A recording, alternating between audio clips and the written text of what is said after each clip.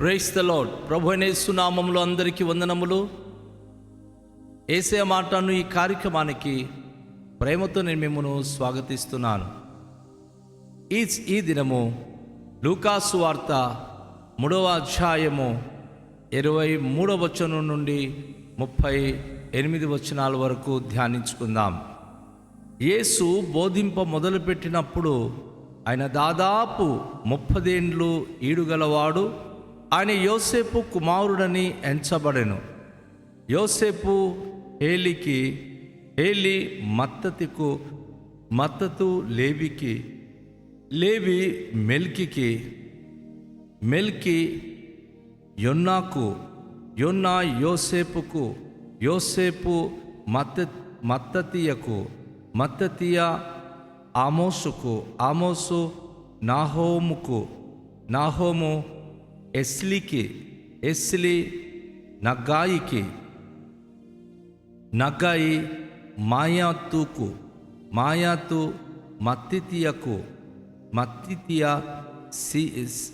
సిమియకు, సిమియా యాసేరుకు, యాసేకుకు, యాషేకు యోదాకు, యోదా యోహన్నాకు, Yohanna రెషాకు, రేషా జెరుబ్బబెలుకు, జెరుబ్బబెలు షయల్తీయేలుకు, షయల్తీయేలు నేరికి, Neri మెల్కికి, మెల్కి అద్దీకి, అద్ది ఓషాముకు, ఓషాము ఎల్మాదాముకు, ఎల్మాదాము ఏరుకు, ఏరు యెహోషువకు, యెహోషువ ఎలియాజేరుకు, ఎలియాజేరు యోరీముకు, యోరీము మత్తతుకు, మత్తతు లేవికి, లేవి సిమ్యోనుకు, సిమ్యోను యూదాకు, యూదా యోసేపుకు, యోసేపు యోనాముకు, యోనాము సెల్వికీముకు,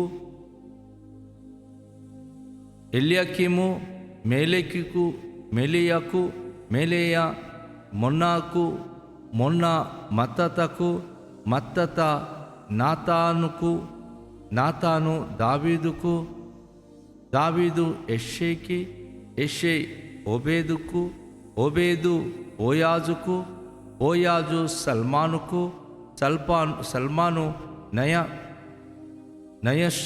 నయషను అమ్మినాదబుకు, అమ్మినాదబు ఆరాముకు, ఆరాము ఎస్రోముకు, ఎస్రోము పేరేసుకు, పేరేసు యూదాకు, యూదా యాకోబుకు, యాకోబు ఇషాకుకు, ఇషాకు అబ్రహాముకు, అబ్రహాము తేరాహుకు, తేరాహు నాహోరుకు, నాహోరు పెరుగుకు, సెరుగుకు, సెరుగు రయుకు, రాయు పెలెగుకు, పెలెగు హెబెరుకు, హెబెరు షిలాహుకు, షిలాహు కెయినానుకు, కెయినాను అర్పక్షదుకు, అర్పక్షదు షేముకు, షేము నోవాహుకు, నోవాహు లెముకుకు, లెముకు మెతుషెలకు, మెతుషేలు హానుకుకు, హానుకు ఏరేదుకు, ఏరేదు మహాలేలుకు, మహాలేలు కెయినానుకు, కెయినాను ఎనోషుకు, ఎనోషు షేతుకు, షేతు ఆదాముకు, ఆదాము దేవునికి కుమారుడు.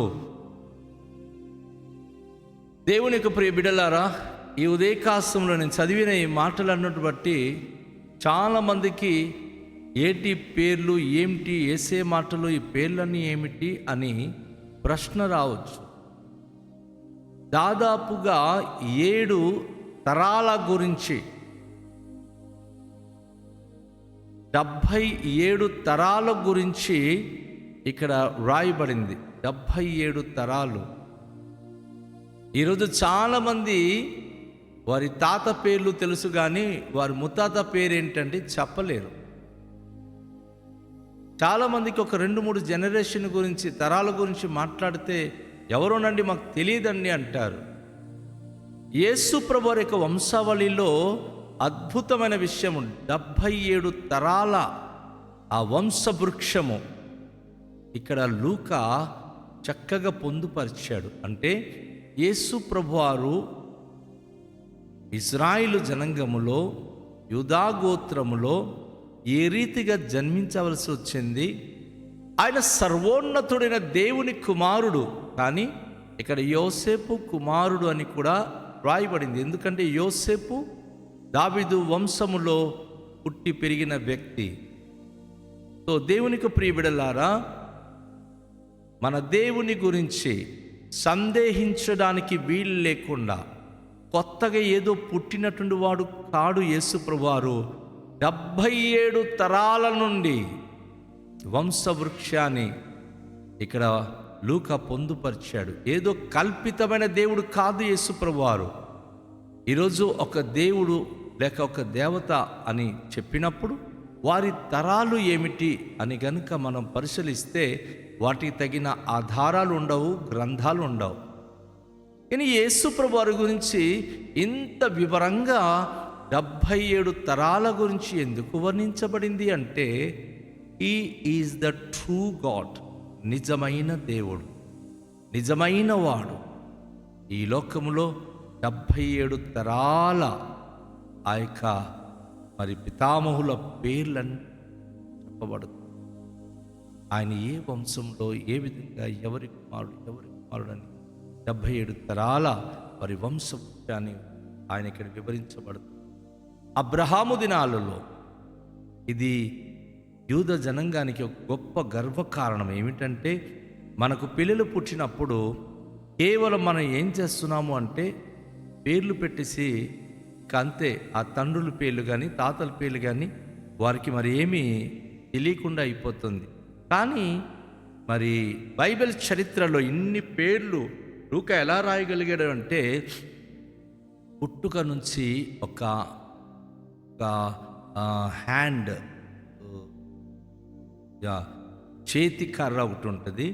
ఆ చేతి కర్రలో ఆదాము మొదలుకొని ఒక్కొక్కరి పేరు రాసుకుంటూ వారు చెక్కుకుంటూ వచ్చారు.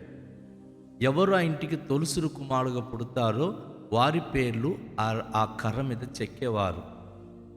సో దీని గురించి కొన్ని సందర్భంలో మరి యాకోబు ఏషవులకు కూడాను ప్రాబ్లం వచ్చింది. ఎందుకంటే జ్యేష్ఠత్వం కలిగిన వారి పేర్లే కర్ర మీద ఉండాలి. ఏషవ్ అంటాడు నా పేరు కావాలంటే, యాకోబు అంటాడు రే నేను నీకేం కావాలంటే తెచ్చిస్తానురా, నాకు ఆ పేరు నాకు కావాలా, జ్యేష్ఠత్వం నాకు కావాలని యాకోబు మరి తన ఒక చెక్కిడి కూరతో జ్యేష్ఠత్వాన్ని కొనుక్కున్నాడు. బైబిల్లో హిస్టరీ ఉంది. అంటే ఈ యొక్క కర్ర మీద పేరు రాయబడిన వారే ఇక్కడ మనం ఈరోజు చదివాము. 77 తరాల వారి పేర్లు ఆ యొక్క చేతి కర్ర మీద రాయబడింది. ఇవన్నీ రాయబడిన కారణం ఏమిటంటే, ఈ తరాలలో యేసు ప్రభువారు ఈ చివరి తరమైన యోసేపు తర్వాత పుట్టినవాడు యేసు ప్రభువారు. వీళ్ళందరూ పుట్టారు, చనిపోయారు. కానీ యేసు పుట్టాడు అందరికీ రక్షించువాడు. యేసు అందరికీ రక్షణలను నడిపించడానికి పుట్టినటువంటి నిజమైన రక్షకుడు.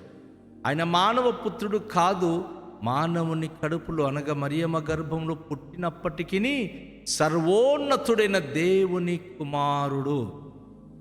ఏమైనా గమనించాలి, 77 తరానికి ముందు ఆదాము దేవునికి కుమారుడే. 77 తరాల తర్వాత పుట్టిన యేసుప్రభు కూడా సర్వోన్నతుని దేవుని కుమారుడే. ఈ మధ్యన ఉన్న వాళ్ళందరూ కూడా మనుషు కుమారులే. వీళ్ళందరూ మామూలుగా మనుషులకి పుట్టిన వారే. కానీ ఆదాముకు దేవుడు తయారు చేశాడు, తన కుమారుడుగా ఎంచుకున్నాడు. యేసు ప్రభును మరియమ్మ గర్భంలో పుట్టించిన మహిమగల దేవుడు, ఆయన సర్వోన్నతుని దేవుని కుమారుడని తనకు బిరుదునిచ్చాడు. కనుక ఇక మనం గమనించినప్పుడు అద్భుతమైన విషయాలు మనం చూస్తూ ఉన్నాం. ఆశ్చర్య కార్యములు యేసయ్య జీవితంలో చూస్తున్నాం. ఆయన సామాన్యమైన కల్పితమైన దేవుడు కాదు, హిస్టోరికల్గా ఆధారము లేని దేవుడు అంతకన్నా కాడు. ఈరోజు ప్రపంచంలో ఎవరికైనా చూపించగలరా 77 తరాల ఆ వంశవృక్షాన్ని? నొబ్బడి ఎవరు చలి కాల విభజన చేస్తారు.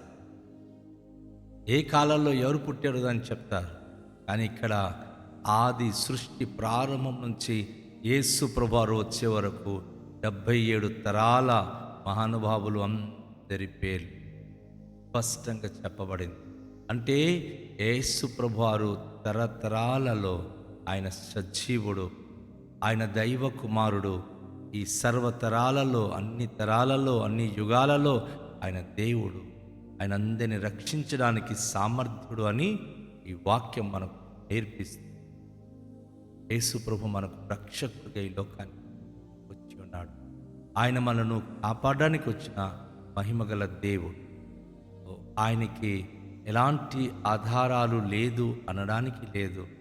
ఆయన ఏదో పరాయి దేశముల దేవుడు అనడానికి లేదు. ఆయన ఏ దేశములు ఈ భూమండలానికి రక్షించడానికి, భూప్రపంచంలో మానవ జాతిని సంరక్షించడానికి ఏకైక దైవ కుమారుడు. అందరి పాపములు క్షమించి అందరి జీవితాలను దైవ సన్నిధిలో సంపూర్ణంగా సత్యంగా కాపాడి ఒక రాజ్యం అంటుంది. మనిషి పాపము చేసి, ఆదమహవ్వ పాపము చేసి ఆ దైవ సన్నిధి కోల్పోయారు కనుక మానవుని రూపంలో పుట్టి 77 తరాల తర్వాత పుట్టినటువంటి యేసు ప్రభువారు మానవ జాతి అంతటికి వారు అంతరించిపోకుండా సంరక్షించబడి ఒక రాజ్యం అంటుంది. ఆ రాజ్యమే శాశ్వతమైన రాజ్యం. అదే దైవ రాజ్యం. ఈ లోక రాజ్యంలో భిన్నాభిప్రాయాలు ఉన్నాయి, తారతమ్యాలు ఉన్నాయి. క్రోధ, లోభ, మోహ, మాయ, మదమత్సరముతో నిండిపోయినది. అందుకే మనిషి పట్ల మనిషి ప్రేమ లేని వారు బ్రతుకుతున్నారు. కానీ ప్రతి మానవ జాతిని దేవుడు తన అరచేతులతో నిర్మించుకున్నాడు కనుక ఏ శరీరయో నష్టపోకూడదు. మనుషులను బట్టి వారి కులాలు వచ్చాయి, మనుషులను బట్టి వారి మతాలు వచ్చాయి, మనుషులను బట్టి రకరకాల విధమైన అభిప్రాయ భేదాలు వచ్చాయి. కానీ దేవుడికి ఏ అభిప్రాయ భేదాలు లేవు. అందరిలో ఆయన ఒక్కటై ఉన్నాడు. అందరిలో ఆయన ఉన్నాడు. ఆయన అందరికీ పరిపాలకుడు, సంరక్షకుడు. అందుకే గాడ్ అనేటటువంటి ఆ మాటకి అబ్రివేషన్ ఏం చేస్తున్నాం తెలుసు కదా. జీ అంటే జెనరేటర్, ఆయన ఉత్పత్తింప చేయగలవాడు. ఓ అనగా ఆర్డినేటర్ అంటే ఆయన పరిపాలించువాడు. డి అనగా డిస్ట్రాక్టర్ అంటే నాశనము చేయగలిగిన వాడు. ప్రపంచంలో ఈరోజు దేవుడు సంస్కృత భాషలో దివ్యాతి దేవహ అని చెప్పి అంటారు. అంటే ప్రకాశించుచున్నవాడే దేవుడు. ఆ ప్రకాశించుచున్న దేవుడు గాడ్ అనే వ్యక్తి ఏంటంటే మనుషులందరినీ ఉత్పత్తింపచేశాడు, పోషిస్తున్నాడు. వారి వారి క్రియలను బట్టి వారు చెడుగా జీవించినప్పుడు నాశనము కూడా చేస్తున్నాడు. మనుషులందరూ ఒకటే కాదు, అందరికీ ఒకలాని పుట్టించాడు. కానీ ధాన్యము కానీ గోధుమ కానీ మనం ఎలా అయితే చూస్తామో కొన్ని నిద్దగా మంచి గింజతో అది ఎదుగుతుంది, కొన్ని పొల్లుగా మారిపోతుంది. మానవ జీవితంలో కూడా సేమ్ అలాగే కొంతమంది జ్ఞానవంతులుగా, నీతిమంతులుగా, నిద్దగా జీవిస్తున్నారు. కొంతమంది అయితే వారు పొల్లుగా మారిపోతున్నారు. ఈరోజు ఈ హిస్టరీ చదువుతున్నప్పుడు మనను రక్షించడానికి వచ్చింది యేసు ప్రభు అని 77 తరాల తర్వాత వచ్చిన మహిమగల ఆ దేవుడు ప్రభు యేసుక్రీస్తు రూపంలో వచ్చిన తండ్రి తన ప్రియకుమారుడుగా యేసుని ఈ లోకాలు పుట్టించింది మీకు, నాకు, మనకు తన ప్రియమైన బిడలుగా చేయడానికి. కనుక రండి ప్రార్థన చేసి తన బిడలుగా జీవించడానికి మనము కోరుకుందాం. తండ్రి మీకు స్తోత్రాలు. ఈ ఉదయకాశంలో మీరు మాకు నేర్పించిన అమూల్యమైన మాటల కొరకు స్తోత్రాలు. 77 తరాల తర్వాత వచ్చిన యేసయ్య మీ యొక్క తరాలు తరాలు తరాలు ఏ విధంగా ప్రభా మీరు ఆదాము నుండి ఈ యొక్క చివరి దినాల వరకు నేను మీ తరం వరకు ప్రభా 77 తరాలను మీరు ఎన్నుకొని ప్రభా మా మధ్యకు వచ్చారో నేర్పించారు. నాయన మీరు మమ్మల్ని రక్షించడానికి వచ్చిన నిజ దైవం కనుక మీ వల్ల మేము ఈ లోకంలో జీవించడానికి ఎందు విశ్వాసం కలిగి రక్షణ పొందడానికి అటు భాగ్యం అనుగ్రహించుమని మీకు కృపగల హస్తానికి మమ్మలను మేము అప్పగించుకొనొచ్చు యేసు నామములో ప్రార్థిస్తున్నాము తండ్రి, ఆమేన్. అందరికీ షాలోం. ప్రభు మనను దీవించునుగాక.